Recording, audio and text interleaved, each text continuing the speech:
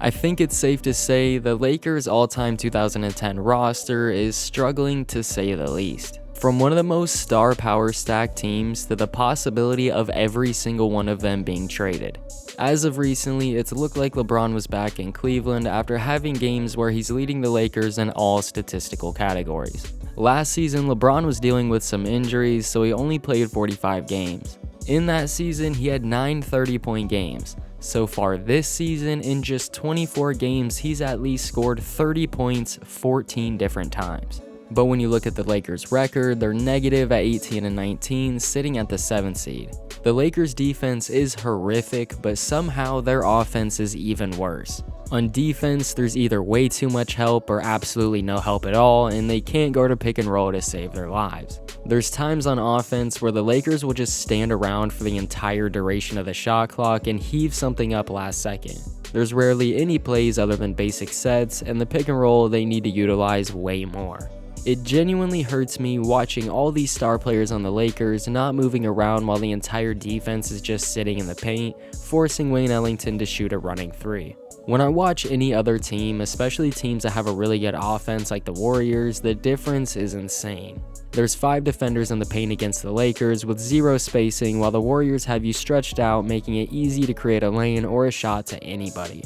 The substitutions aren't as bad as last year, I don't think, but the Lakers are currently ranked 25th in offensive rating for a reason. But the last time we saw a midseason crisis like this from LeBron was in 2018, where in Cleveland he assembled a team with names like Jose Calderon, Derrick Rose, Dwayne Wade, Kevin Love, and many more. He had Kyrie, but he forced his way out of Cleveland, which was the first of many trades that season. In return, they got Isaiah Thomas, Jay Crowder, and a first-round pick, which turned into Colin Sexton. Then in October, Cleveland traded Kay Felder and Richard Jefferson while waving goodbye to Kendrick Perkins. Then I'll never forget sitting in school where I got the 83 notifications from the Cavs telling me the whole team was traded. And this is what I fear might be the future for the Lakers. At first, Melo started the season amazing to the point where I made a video on how it looked like he had the Lakers on his back.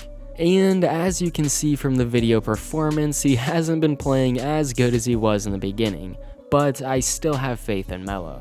Anthony Davis has been typical Anthony Davis when he's actually on the floor, but the inconsistency with his injuries affect his play a lot. It's hard for him to get a rhythm sometimes being in and out of the lineup, but he's already proved he can get the job done. Westbrook could have his own video. The fact that teams will let him shoot all day hurts more than just him, and pair that with how every time he drives down the lane, he'd rather drop it off to anybody than score the basket. Even if Westbrook just lets those threes fly, teams will still have to step up if they're going in or not. I mean, look at Giannis. Malik Monk has been awesome, and I was beyond happy from the day he was signed. Deandre Jordan has been awful, and Dwight hasn't looked the best either. While Austin Reeves has been extremely good, and THT started off the season great, but has been rocky ever since. Kendrick Nunn has been out all season, while Trevor Ariza came back for like a game before he got hit with health and safety protocols. Ariza was really good though, he's kind of exactly what the Lakers need, so I'm sure he'll still be there. But it's more than just missed shots hurting the Lakers. Like I said before with the offense and defense being horrible, but also just the fit of the players. They've been trying out new lineups, but they haven't really found anything that's really worked super well. To the point where without AD, they're running LeBron at center. At 37 years old, LeBron James running center and point guard for the Lakers. Westbrook runs the show, but when he's off, it's not pretty, and other than LeBron and AD, there's nobody that can really take over the game.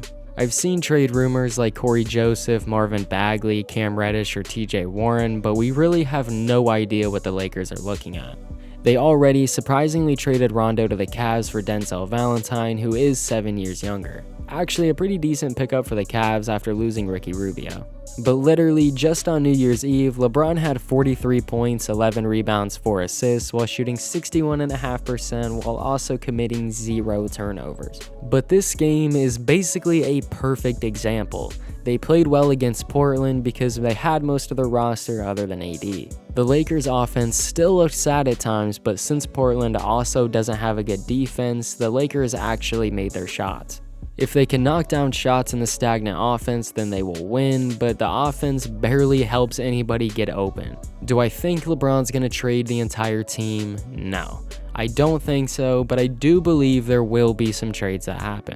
Could LeBron end up getting rid of almost everybody? Yes, though, that is still entirely possible, depending on if they can get going or not. I think the trades that will happen will be for younger players that are quick and want to play 100% on defense, because coming into this season, they were one of the oldest teams of all time. But we'll just have to wait and see what trades the Lakers are looking at as the deadline gets closer. But that's all I have for the video. There will more than likely be a part 2 if any big trades do happen, so don't forget to subscribe for future videos. Check out some of the other content on this channel, and don't forget to leave a like on the video. Again, thank you so much for watching, and until next time.